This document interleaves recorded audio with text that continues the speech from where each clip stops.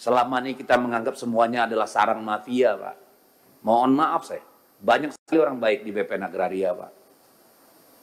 Tapi kita lihat kejadian-kejadian bertahun-tahun ini kan nggak beda dari satu menteri ke menteri lain. Kemarin soal pagar laut itu yang bikin heboh apa? Akrobat-akrobat komunikasi, Pak. Ada yang ngaku bekas tambak, bekas abrasi. Ada yang tiba-tiba dicabut, ada yang nggak setuju dicabut. Ada yang ngaku ini, ngaku itu, akrobat, Pak. Itu yang membuat heboh ya mereka-mereka, bukan rakyat.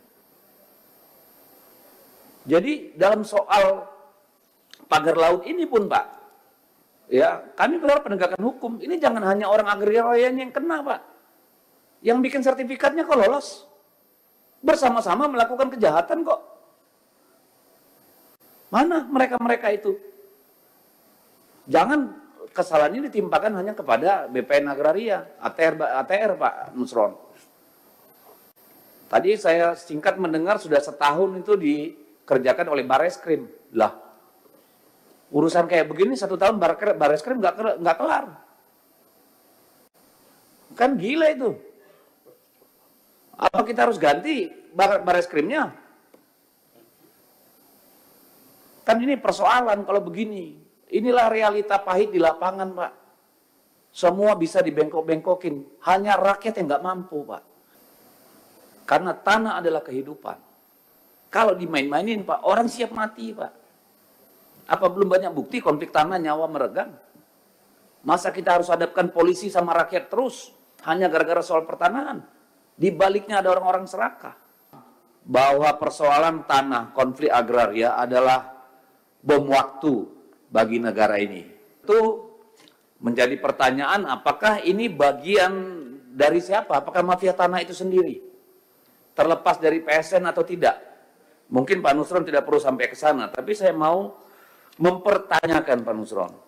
Di sini kan disebut ada pembatalan hak HGB dan hak milik, tapi tidak disebutkan luasnya berapa Pak Nusron.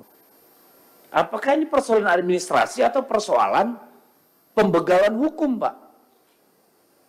Tidak ada mens rea di sini untuk keuntungan pribadi atau kejahatan hukum.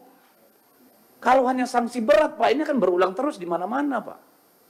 Kalau hanya inspektorat yang turun, tidak akan ada yang namanya efek jerah. Kalau nggak bisa dibatalin, Pak, itu yang menerbitkan sertifikatnya, proses hukum dulu, Pak. Sehingga bisa dibatalkan bahwa itu produk cacat hukum.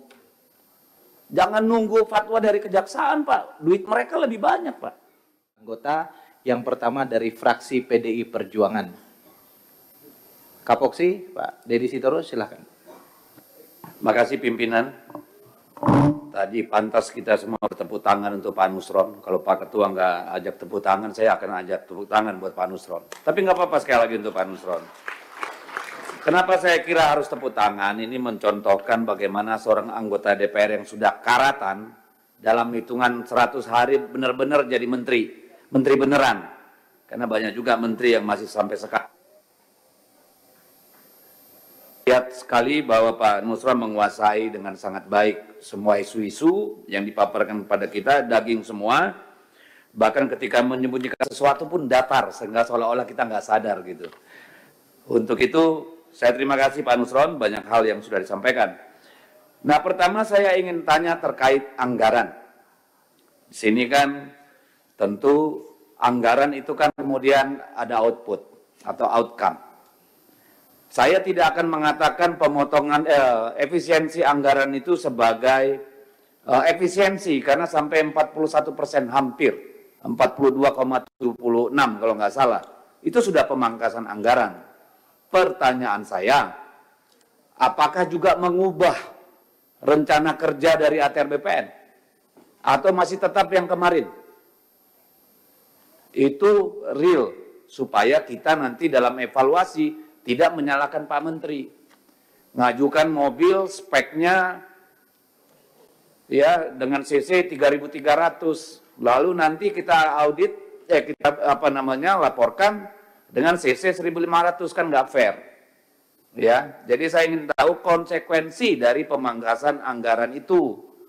ya terhadap capaian-capaian yang diusulkan berdasarkan rencana 2025 yang disusun tahun 2024. Itu yang pertama. Dan sini saya juga mau sampaikan bahwa jangan lupa bahwa APBN kita itu juga mendorong sektor real, sehingga harus juga diperhatikan pengaruhnya terhadap ekonomi real.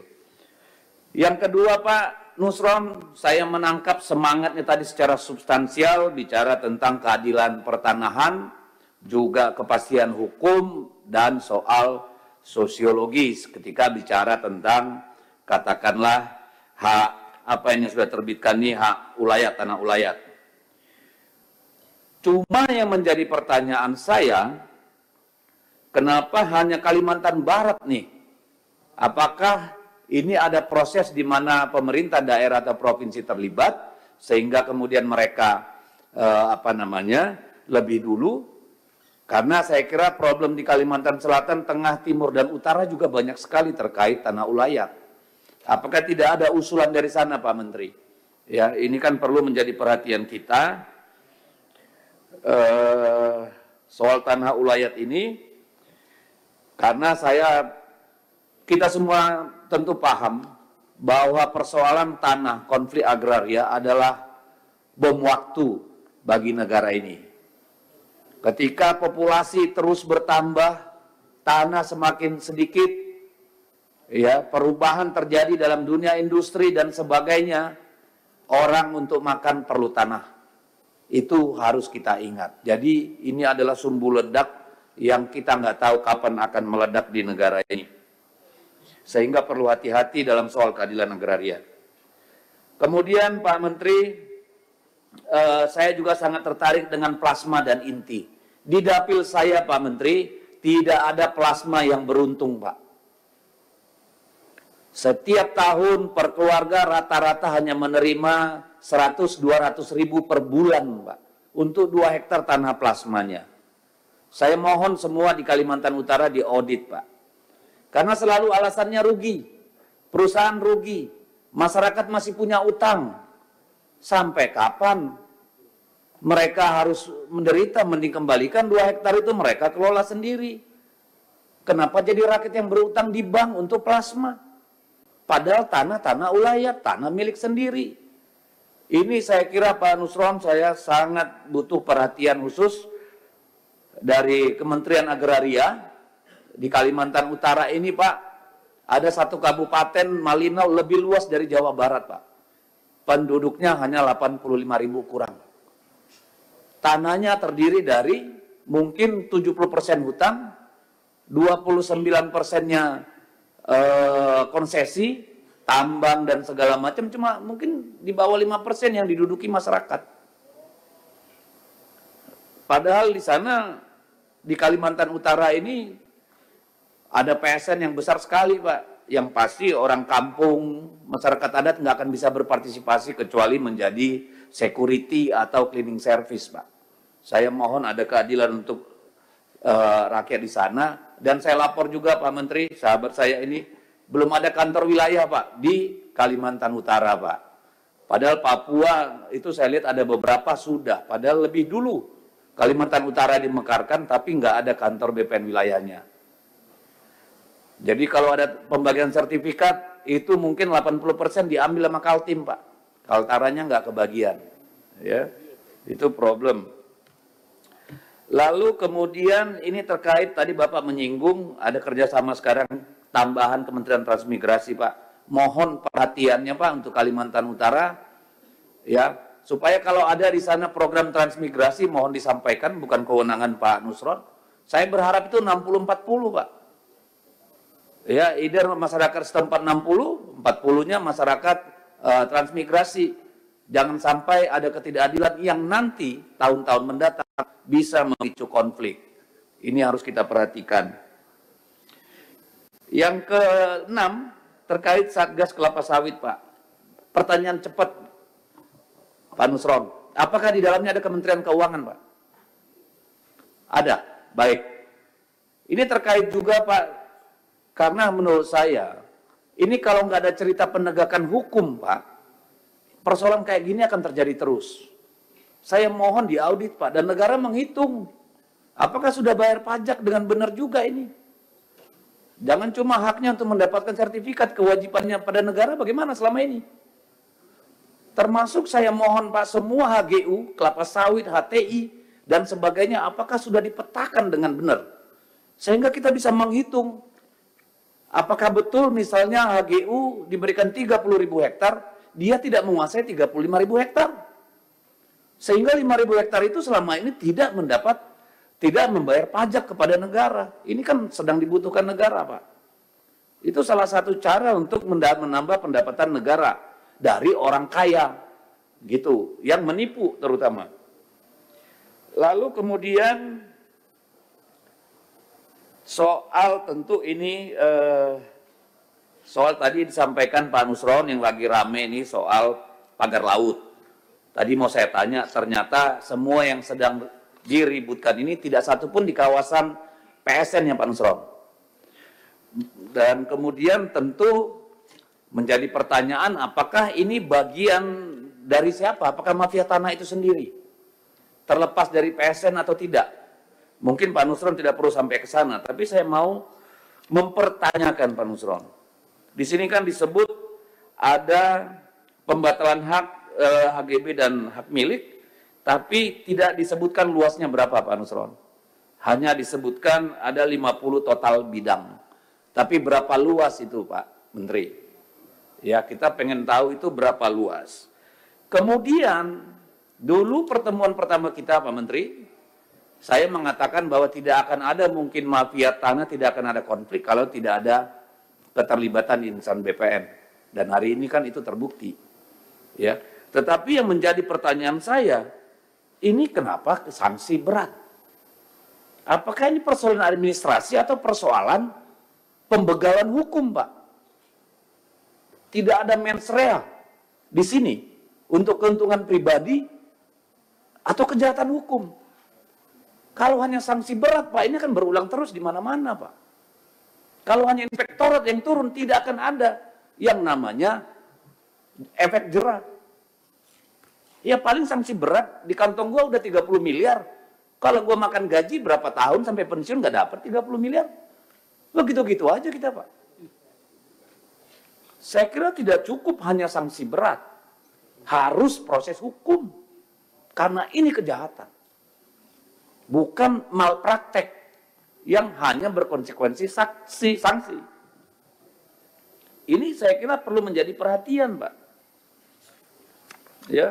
Termasuk yang Surabaya dan sebagainya itu, termasuk yang Bekasi tadi. Kalau nggak bisa dibatalin, Pak, itu yang menerbitkan sertifikatnya, proses hukum dulu, Pak. Sehingga bisa dibatalkan bahwa itu produk cacat hukum. Jangan nunggu fatwa dari kejaksaan, Pak. Duit mereka lebih banyak, Pak. Saya minta, mohon, ya udah proses hukum, Pak. Sehingga bisa dibatalkan itu. Karena soal ruang abu-abu aturan kita ini Pak sangat mudah dimanipulasi Pak. Semua ada bohirnya, mau bikin PP, mau bikin perpres, mau bikin apa, semua bisa-bisa aja. Jadi saya sangat berharap penegakan hukum di sini Pak, supaya ada efek jerah Pak Nusron. Supaya Bapak bisa memulai, ya, memimpin ATR BPN ini dengan legacy Pak, pembersihan di dalam Pak. Narasi penegakan hukum itu harus sangat kuat, sehingga semua yang ada di layar ini sekarang, semua punya rasa takut, Pak. Tinggal minta sama negara, kalau perlu nanti gaji dan insentifnya setara dengan Kementerian Keuangan. Kenapa tidak? Di luar itu jangan coba-coba, gitu loh, Pak. Karena tanah adalah kehidupan. Kalau dimain-mainin, Pak, orang siap mati, Pak. Apa belum banyak bukti konflik tanah nyawa meregang? Masa kita harus hadapkan polisi sama rakyat terus hanya gara-gara soal pertanahan? Di baliknya ada orang-orang serakah. Narasi penegakan hukum di BPN Agraria harus sekuat-kuatnya, Pak. Kalau ibarat korporasi ini, Pak, nggak usah pakai ini langsung pecat, Pak. Nggak ada sanksi-sanksi berat. Jelas bawa ke jaksa, bawa ke KPK, Pak. Harus gitu, Pak Nusron. Supaya Pak Nusron betul-betul dikenang sebagai kita, sesama politisi maupun rakyat, sebagai individu yang berhasil melakukan reformasi terhadap ATR BPN, Pak. Selama ini kita menganggap semuanya adalah sarang mafia, Pak. Mohon maaf saya, banyak sekali orang baik di BPN Agraria, Pak. Tapi kita lihat kejadian-kejadian bertahun-tahun ini kan nggak beda dari satu menteri ke menteri lain. Kemarin soal pagar laut itu yang bikin heboh apa? Akrobat-akrobat komunikasi, Pak. Ada yang ngaku bekas tambak, bekas abrasi. Ada yang tiba-tiba dicabut, ada yang nggak setuju dicabut. Ada yang ngaku ini, ngaku itu, akrobat, Pak. Itu yang membuat heboh ya mereka-mereka, bukan rakyat. Jadi dalam soal pagar laut ini pun, Pak, ya kami berharap penegakan hukum. Ini jangan hanya orang agraria yang kena, Pak. Yang bikin sertifikatnya kok lolos. Bersama-sama melakukan kejahatan kok. Mana mereka-mereka itu? Jangan kesalahan ini ditimpakan hanya kepada BPN Agraria, ATR Pak Nusron. Tadi saya singkat mendengar sudah setahun itu dikerjakan oleh Bareskrim. Lah, urusan kayak begini 1 tahun Bareskrim nggak kelar. Kan gila itu. Apa kita harus ganti Bareskrimnya? Kan ini persoalan kalau begini. Inilah realita pahit di lapangan, Pak. Semua bisa dibengkok-bengkokin. Hanya rakyat yang nggak mampu, Pak. Mereka hanya mampu diseret, dipukul ketika tanahnya mau diambil. Kalau bukan kita, lalu siapa yang bela mereka? Saya kira harus kuat, Pak Nusron, narasi penegakan hukum dalam urusan-urusan ini. Terima kasih, Pak Nusron. Mohon maaf kalau kurang berkenan semua. Terima kasih.